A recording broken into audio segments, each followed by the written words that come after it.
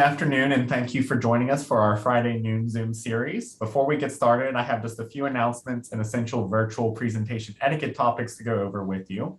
For starters, please note that we will be recording this session for public distribution on our YouTube channel. As a result, your display name, video feed, and audio content may be captured and included in the recording. Remaining on the call from this point forward will serve as your consent to be recorded. Without further ado, please allow me to introduce our speakers today, Hannah Flory, one of our career advisors, and Maggie Morrissey, one of our academic advisors from the Office of Exploratory Advising. Take it away. Thank you so much, Keith. Like Keith just mentioned, my name is Maggie, and I'm one of the academic advisors from our office here at FGCU. Just to kind of get us started, so today's noon Zoom session is called "You Made It to College, Now What?" So we know some of you, this may be your first semester at FGCU, and some of you may be returning and previously attended before. So we're excited to have you all here in today's session. So since you're at college now, it's really time to explore your major and career interests. And really one of the first steps in doing so is to better understand yourself. So in today's workshop, we will be focusing mostly on Holland Code theory to really help you either start that exploration process or continue through it. And I know some of you may have already completed our My Plan assessment. And if you have your results, that's great. But if not, no worries, just follow along and you can kind of self-identify throughout today's session. And at the end, we can share like a little bit more information if that's something you're interested in completing the My Plan later on as well. This, is an important topic because it can really be helpful understanding more about your own personality and tendencies to kind of help you through that exploration process and really think about how different majors and work environments may align with, your own type with the Holland Code and can give you more satisfaction throughout your academic and down the road career journeys. Feel free throughout today's session, as you think of questions or you think of information to share, definitely post in the chat. We will be monitoring it throughout the session. Thank you, Maggie. Yeah, the premise of today's workshop is really around Holland Theory. So there was this really awesome theorist, his name was John Holland, and he created the theory of career choice, which basically talks about choosing a career and that people prefer jobs where they can be around others who are like them. People typically search for environments that will let them use their skills, abilities, and express their attitudes and values while taking on enjoyable problems and roles. So according to Dr. John Holland, an individual's interests and how they approach life situations determine their type. So since human beings, we are multifaceted, we aren't just, kind of bland, right? Holland realized that people would fall into multiple categories. And so each letter of someone's Holland code represents the top 3 types in which they would be categorized. And we're going to talk about those on the next slide. But in addition to being able to categorize individuals by personality types, Dr. Holland believed that occupations could be classified in the same way. That if he could classify people and occupations, then he could match between the two. So we're really talking about people and partially their personality. We think a little bit more about Myers-Briggs when we think personality, but what are people's work interests and how do we really find an occupation that matches that? A similar thing that we could think of is that Holland Theory is almost similar to like a book club, right? So we join it because we want to meet people that maybe like to read the same things as us. So if we really like reading romance novels, then we're more than likely to join a book club with other humans who enjoy reading romance novels, or maybe we enjoy reading mysteries, then we'll join one based off of that. So it's really based off of preference and what our interests are as humans. So there's no right or wrong answer. So when we think about Holland Code, it's broken down into a RISIC code. And this is basically just an acronym for each of the 6 different types. Your Holland Code would be a 3-letter code that's made up of your dominant personality types out of these 6 possible choices. Dr. Holland did a lot of research and identified collectively RISIC. right? And the individuals stand for the first letter of each of the following types. So R is realistic, I for investigative, A for artistic, S for social, E for enterprising, and C for conventional. Like I said before, he really utilized these to attempt to organize the knowledge of self to match with the work environment so that you can better understand yourself and which type of majors and careers may be a good fit to explore. You know, Holland's theory very much assumes that individuals have higher or greater satisfaction in a job where there is a match and that people are happier doing what they love. So when we break these down just a little bit more, we want to kind of sort of show some icons a little bit. Like I said before, people can be described as a combination of 2 or more of the possible 6 personality types. We typically group them in 3s. People do typically tend to search for environments where they can use their skills and abilities and be able to express their values and attitudes. So if you've maybe had a part-time job and you were like, oh, I love this, something about it probably fit into one of these categories, and that matches your work interest. But maybe you had a part-time job where you were like, oh my goodness, this just is not fun. I'm not enjoying going to work every day. There's something about this that's just not fitting well with me. Maybe you're feeling a gap. Then maybe you were missing one of these components. Because how we feel and maybe act at school or work then depends a lot on the environment at play. And we're going to kind of go over what each of these mean. And so during that process, if you haven't taken my plan, if you've never taken an assessment for Holland Code and you're not sure what yours is, feel free to self-identify for the purpose of this workshop, and then we'll provide the resources at the end for you to be able to take it.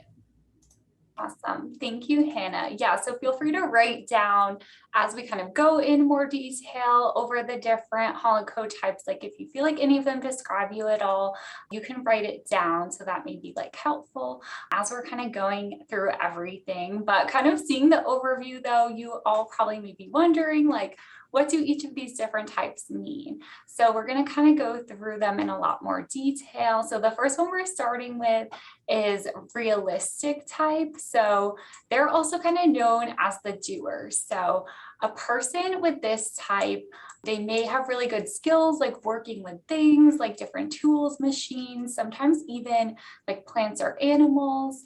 And thinking about like their work environment for realistic types, they may value things that you can really like see and touch, and may enjoy things that are more like physical or kind of like outdoor work activities too. And if you're someone who really has like hobbies or interests of like building, repairing, kind of like creating things, this may be kind of one of your top 2 or 3 types for Holland Code. And kind of thinking about like day to day and like any sort of work environment, realistic types may tend to go for more like concrete problems you can solve. So they may kind of stay away from more like of those abstract problems or work environments as well too. So for this type, I like to always share like one of my closest friends who's a mechanical engineer. Like she really enjoys like kind of working more independently, really working with creating things and dealing with that hands-on aspect.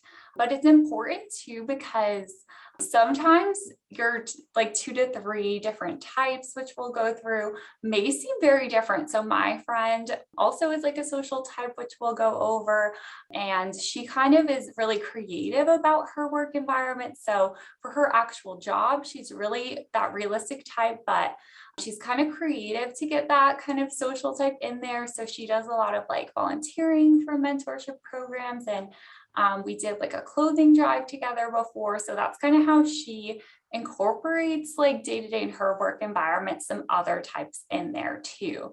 So as we're going through, you may realize like I identify with a few of these, but they seem really different. So that's where when thinking about a work environment or majors, you may be able to kind of like create an environment that works off your different types. So from like the academic side of things, you may be thinking about like using some free elective space in your major to take some classes that play off these different types for you, and maybe even pursuing a minor that may seem like super different than a major that you end up pursuing, but it may give you kind of that flexibility to play off those different types of your Holland Code. So definitely something to kind of consider as you're thinking about that, but feel free to post in the chat or think about it if you feel like you identify at all with the realistic type too. And then our next type is investigative, so also known as the thinkers.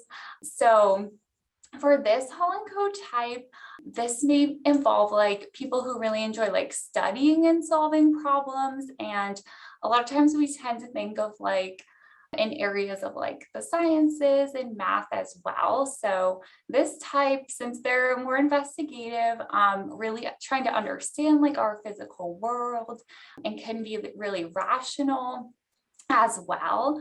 And they may also value like science and are just very kind of curious types of people as well.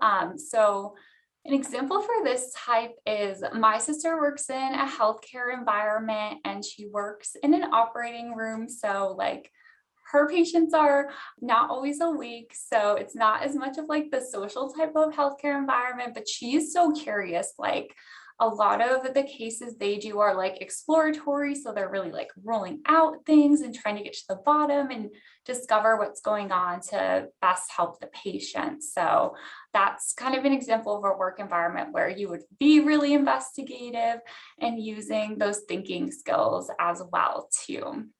And just a few other things about this type is this type, people may see themselves as very like precise, scientific, and intellectual, like using a lot of those skill sets to be able to really get to the bottom of things. And sometimes that also involves like being kind of an investigative type.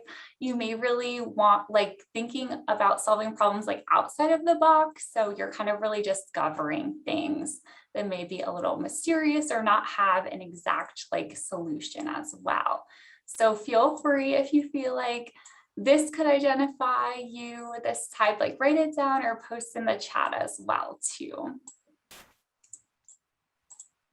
And then our third Holland Code type, artistic, is really the creators. So think if you do enjoy like creative activities, like anything from the arts, music, creative writing, you may align with this type. So in terms of like work environment too, this may be a little bit more like unstructured for the artistic type. So if you tend to avoid like kind of repetitive activities or a lot of like kind of set ordered tasks, this may align with you the most. And if you seek out kind of like different hobbies or interests or classes that really let you use your imagination and creativity, this type probably describes you as well. And for the artistic type, you may feel like in terms of like your work or your academics, you may have like emotion kind of as a driving factor too. And you may just be generally like a pretty expressive person, using like a lot of innovation as well in your work or school as well. And definitely I would say like a strength this type is known for is a lot of like having strong like flexibility skill sets in like a work or an academic environment. So me personally, I'm not strong in those areas.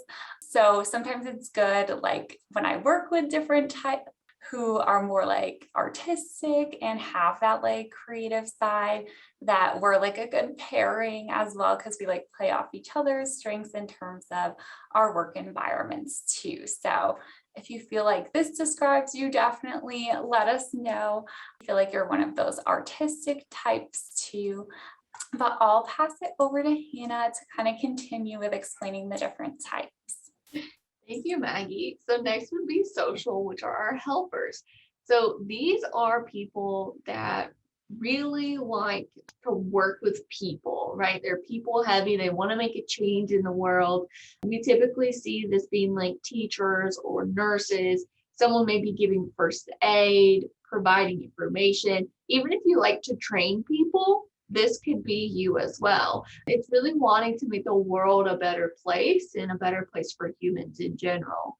Maybe you want to solve social problems. This could also be an area for you. So we may see a lot of psychology majors, social work majors kind of come through this.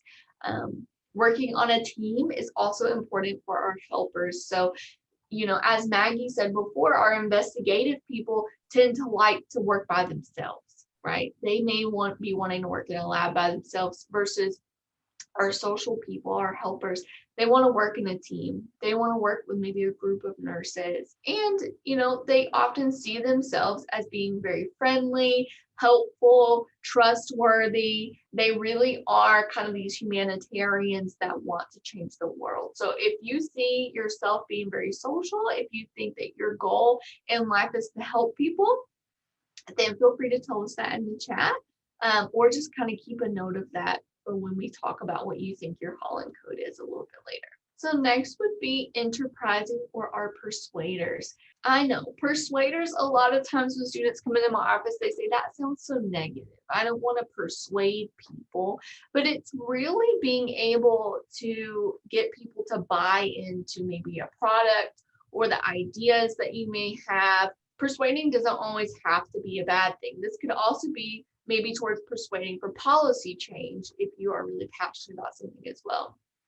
Because our enterprising people tend to be super confident and they value success in politics, leadership, or in business roles.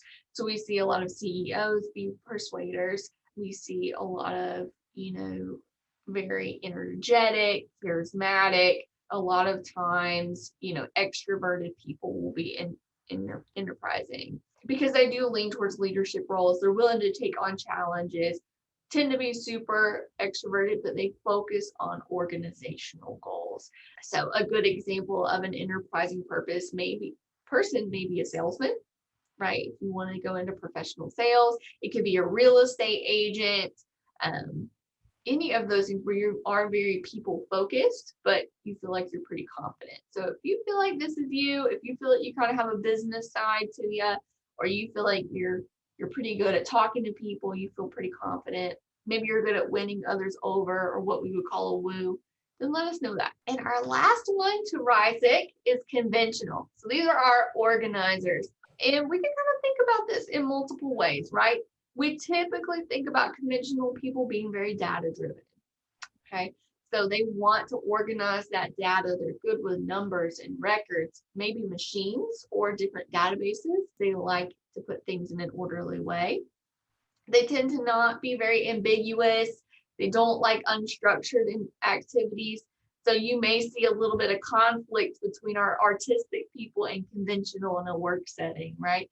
Because artistic people may not want that structure, where conventional, they live and strive for that structure. And then we can kind of see that someone who is conventional prefers, tending to details. They may be a little bit more conservative in their work, meaning that they may not want to take a lot of risks or try something new because they value a lot of accuracy. So they don't want to kind of stray away from what already works. So if you feel like that's you, if you feel like you're really organized in your work, you're very driven by structure, let us know that. We'll go ahead and share screen and just kind of show you all a great resource that we have that you can utilize. So as you can see, this is our homepage for career development services. So you'll just go to our website. And if you ever want to make an appointment with us, you can click on this red button and you're free to choose whomever career advisor that you feel like really fits with what you're looking for. We do have bios on there. Over here on the left-hand side, you can go to our menu and go to major and career guidance. If you scroll down, you'll see the My Plan information. So this is where you can take the Holland Code assessment. It's called the work interest assessment. The biggest piece is to make sure that you enter this license code. And you can also download our instruction guide. So that'll give you step-by-step on how to access this. And then once you take it, if you want to come and meet with a career advisor, we'd be happy to go through that information with you. Next, you can click on what can I do with this major? And this is what I really want to share with you today. So if you're going between a couple of majors, or maybe you're super certain about what you want to major in, but you're not sure about what all the options that you have, you can click on that link and you can basically scroll to anything. So this has almost any major that we could think of, right? So I know that we had someone in here in environmental earlier, so maybe we want to click on environmental studies. And this is going to show you every area that you could work in, different employers you could work for, and the best strategies for you to get there. So maybe you need to take an internship or volunteer with something that's relevant. So utilizing the service learning hours, or maybe getting a part-time job that's similar, right? So this will give you a lot of options in order to be marketable for those positions when you graduate. As you can see, there's tons of options, and it does think outside the box. Now, during your time at FGCU, you may want to join some professional associations related to it. But this right here is the occupational outlook. So we can click on one of these. These are different career titles that may be related. And it'll take us here to show us what the median pay was for in 2020, what the education level you need is for that career, what the job outlook looks like, as well as what we anticipate the change to be. You can see what that career does every day, what the work environment is like, how to become one. So if you need to get a master's degree or any type of certifications that they would recommend, or even majors that you could major in to be successful in this. It breaks down the pay a little bit more. You can look more at the job outlook, state and area data, and then similar occupations. So this can be really, really helpful for you as you're going through this exploration process, to make sure that you're the most knowledgeable about industries, as well as just what your options are by the time that you graduate. Yeah, and some other kind of like next steps you could do is if you feel like you're interested in any minors or potentially talking through any change of majors, you can always also meet with an academic advisor as well to kind of talk through all of those options, or even if you do have any new interests from this workshop, or as you kind of continue doing more research, we may have like really kind of interesting electives that you may have not even heard of, which could be a great way to try something new as well in the next semester too. So definitely kind of thinking about those options as well. And we'll also kind of share other options to kind of continue this process through like attending more of our workshops and events. Thank you for being here.